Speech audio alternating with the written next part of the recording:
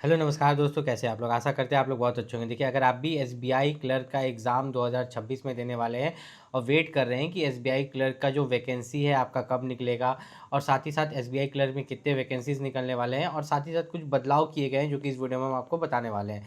तो देखो, जो भी बच्चा एसबीआई क्लर्क का तैयारी कर रहा होगा उसका मेंटल लेवल बहुत हाई होगा, क्योंकि वो एक ग्रेजुएट होगा, ठीक है, या ग्रेजुएशन के थर्ड ईयर में होगा। तो यहाँ पर अगर बात करें तो एसबीआई क्लर्क के लिए यहाँ पर अगर क्वालिफिकेशन क्या मांगा जाता है तो वो ग्रेजुएशन रहता है कि आप यहाँ पर ग्रेजुएशन पास होने चाहिए, तो आप यहाँ पर फॉर्म भर सकते हैं। अपेयरिंग कैंडिडेट्स भी ऐसे फॉर्म अप्लाई करते हैं।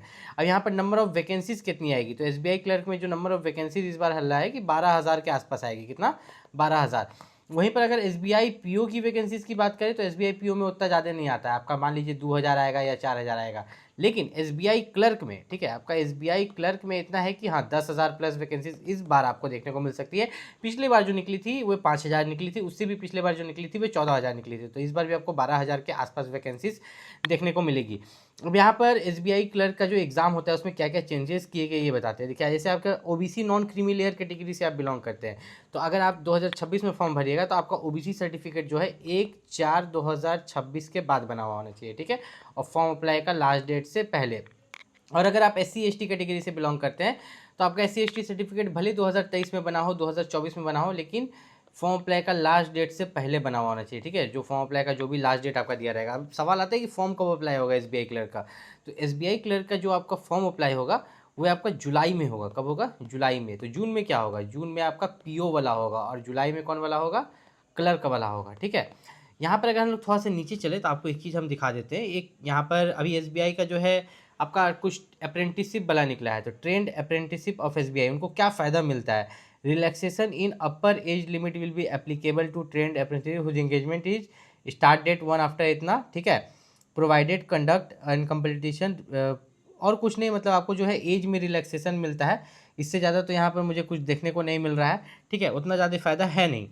अब एलिजिबिलिटी की बात करें यहाँ पर तो एज लिमिट जो है आपका 20 साल से लेके 28 साल के बीच में होना चाहिए। जनरल कैटेगरी वाले बच्चे के लिए 20 साल से लेके 28 साल के बीच में 1/4/2025 को। कब? 1/4/2025 को। ओबीसी को 3 साल का छूट है और एससी एसटी को यहाँ पर 5 साल की छूट दी गई है। उसके अलावा अगर यहाँ पर हम देखें तो इन्होंने साफ साफ एक चीज़ तो क्लियर कर दिया है एसबीआई क्लर्क के एग्जाम में कि आपका जो प्री एग्ज़ाम होगा, ठीक है, ध्यान से समझिएगा, आपका जो प्री एग्ज़ाम होगा वो 100 मार्क्स का होगा, जिसमें आपके इंग्लिश से 30 क्वेश्चन होंगे, मैथ से 35, रीजनिंग से 35। अब इसके लिए जो समय मिलेगा आपको अलग मिलेगा। इंग्लिश के लिए 20 मिनट, मैथ्स के लिए 20 मिनट और रीजनिंग एबिलिटी के लिए जो है 20 मिनट। तो ये 60 मिनट को डिवाइड कर दिया गया है 20-20 मिनट में यहाँ पर, ठीक है। यहाँ पर तीनों सेक्शन में डिवाइड कर दिया गया है। तो मतलब आपको यहाँ पर जैसे कि इंग्लिश का सेक्शन खुलता है फिर ये बंद हो जाता है, तो इस तरह से आपका एग्ज़ाम ले लिया जाएगा। लेकिन इसमें कोई भी सेक्शन वाइज मार्क्स नहीं रहेगा, ठीक है। ऐसा नहीं कि आपको इंग्लिश में इतना नंबर लाना है, कुछ नहीं। आप 100 में से जो भी कट ऑफ जाता है आपका 70 या 80 जो भी कट ऑफ जाता है वो कट ऑफ ला देना। ऐसा नहीं कि इंग्लिश में इतना लाना, मैथ में इतना लाना। सेक्शनल कट ऑफ यहाँ पर नहीं रहने वाला है, ठीक है। अब जितना भी प्रीलिम्स में बच्चे एग्जाम देंगे, ठीक है, जितना भी वैकेंसी रहेगी, मान लो 12,000 वैकेंसी रहेगी, तो उसका 10 गुना बच्चों को जो है 12,000 का 10 गुना बच्चों को यहाँ पर बुलाया जाएगा। किसके लिए? मेंस के लिए। तो यहाँ पर अभी वैकेंसीज डिसाइडेड नहीं है कि अभी ऑफिशियल नोटिफिकेशन जब तक जारी नहीं हो जाता हम लोग ये अंदाज ही लगा सकते हैं। बड़े बड़े टीचर्स जो बोलते हैं उनके ऊपर आप अंदाज ही लगा सकते हो। मेंस एग्जाम की अगर बात करें तो मेंस एग्जाम में जो है आपका जनरल या फाइनेंशियल अवेयरनेस 50 क्वेश्चन रहता है, 50 मार्क्स, 35 मिनट का समय। इंग्लिश से आपका 40 क्वेश्चन, 40 मार्क्स, 35 मिनट का समय। मैथ से आपका 50 क्वेश्चन, 50 मार्क्स, 45 मिनट का समय। रीजनिंग से आपका 50 क्वेश्चन, 60 मार्क्स, 45 मिनट का समय। तो टोटल आपका 200 मार्क्स रहता है। और there will be a negative marking जो कि 1/4 रहता है प्री और मेंस दोनों में। और इसमें क्या सेक्शनल रहता है आपका? नहीं, इसमें भी यहाँ पर कोई सेक्शनल के बारे में कुछ नहीं लिखा गया है कि आपका सेक्शनल यहाँ पर रहने वाला है, ठीक है। यहाँ पर ही इन्होंने शायद क्लियर कर दिया था कि no minimum qualifying marks will be prescribed for section wise prelims में, और मेंस में तो लिखा ही नहीं है। अब मेनली अगर यहाँ पर बात करें तो यहाँ पर साफ साफ एक चीज़ समझ जाओ कि प्रीलिम्स में बहुत ज़्यादा कटअप जाता है, ठीक है। एसबीआई क्लर्क में प्रीलिम्स में आपका 100 में से 80 दिख जाएगा, लेकिन मेंस में आप देखिएगा ना तो 200 में से आपको कटअप दिखेगा 90, 200 में से आपको कटअप दिखेगा 80।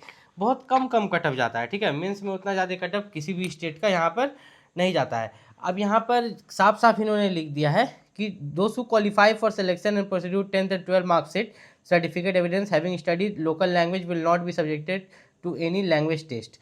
अब मान लीजिए कि आपने यहाँ पर जहाँ जिस स्टेट में भी अप्लाई कर रहे हैं वहाँ का लोकल लैंग्वेज बोल रहा है हिंदी, तो 10th और 12 में तो हिंदी सबका रहता है, ठीक। तो आपको कोई भी लैंग्वेज प्रोफिशिएंसी टेस्ट नहीं देना है। लेकिन आप तेलुगु वाला स्टेट में कहीं अप्लाई कर रहे हैं, कन्नड़ वाला में, तो वहाँ पर आपको लैंग्वेज प्रोफिशिएंसी टेस्ट देना पड़ेगा, जहाँ पर आपके 10th और 12th में वो सब्जेक्ट नहीं है। ठीक है, इस चीज़ का खास ख्याल रखिएगा। प्रोबेशन पीरियड जो रहता है अभी के समय में बैंकिंग में, selected candidates will be governed by the terms 6 महीना का। ठीक है, 6 महीना आप प्रोबेशन पर रहेंगे। 6 महीने में अगर आप कोई गलती करते हैं तो वो लोग निकाल भी सकते हैं आपको। ठीक है, यहाँ पर ये चीज़ याद रखिएगा। ये चीज़ थोड़ा अच्छा से पढ़ के सुना देते हैं, बहुत बच्चों को ये चीज़ पता नहीं रहता है। Selected candidates will be governed by the government terms and conditions. The newly appointed junior associates will be on probation of minimum 6 months. Newly appointed junior associates will be required to complete e-lessons as prescribed of the bank during the probation. For getting confirmed in the bank, following which their probation will be extended till the complete of the same. Further, the probation period comes to an end. The performance of the newly recruited employees will be evaluated, and the probation period of those employees whose performance fails to make may be extended. ठीक है, तो यहाँ पर आपका probation period पहले 6 महीना रखा जाएगा। अगर आपने ठीक से काम नहीं किया तो और बढ़ा दिया जाएगा, और बढ़ा दिया जाएगा, और एकदम आप एब्सेंट करते रहते हैं तो इस केस में आपको निकाला भी जा सकता है। ठीक है, इस सब चीज़ का आपको ध्यान रखना है यहाँ पर। अब थोड़ा सा हम लोग यहाँ पर नीचे चलते हैं ताकि कुछ और भी चीज़ हम आपको यहाँ पर बता पाएँ। तो पिछले बार जब प्रीलिम्स हुआ था तो वही आपका सितंबर 2025 में हुआ था, लेकिन इस बार जो प्रीलिम्स होगा ये भी आपको सितंबर 2026 में ही यहाँ पर देखने को मिल सकता है। एसबीआई क्लर्क के लिए जो सबसे बेस्ट बुक है उसका लिंक मैंने इस वीडियो के डिस्क्रिप्शन में दे दिया, वहाँ से जाके आप परचेस कर सकते हैं। कोई भी दिक्कत हो आप नीचे कमेंट करके पूछ। अगर आप भी एसबीआई क्लर्क 2026 के लिए तैयारी कर रहे हैं तो मैं आपको बता दूँ, एसबीआई क्लर्क के लिए जो है ज़्यादा से ज़्यादा आपको 3 महीना का समय लगता है। अगर आप 3 महीना भी अच्छे से पढ़ाई करते हो तो आप एसबीआई क्लर्क का एग्जाम निकाल सकते हो। उसमें प्री और मेंस रहता है। बच्चे क्या करते हैं, प्री और मेंस दोनों पर फोकस करते हैं शुरुआत में, जो कि गलत है। बैंकिंग एग्जाम्स में अगर प्री ही बहुत हार्ड होता है, मेंस जो है उतना हार्ड नहीं रहता है। सोचिए, प्री में 100 में से 80 कट ऑफ चला जाता है, 85 चला जाता है, वहीं मेंस में 200 में से 90 कट ऑफ जाता है। 200 में से 90 कितना कम जाता है। तो पहले आप प्रीलिम्स पर मेहनत कीजिए, जिसमें आपका इंग्लिश, रीजनिंग, ठीक है, और मैथ रहता है। तो यहाँ पर इंग्लिश, रीजनिंग और मैथ, इन तीनों पर मेहनत कीजिए तो आपको एग्ज़ाम निकालने के चांसेस बढ़ जाएंगे।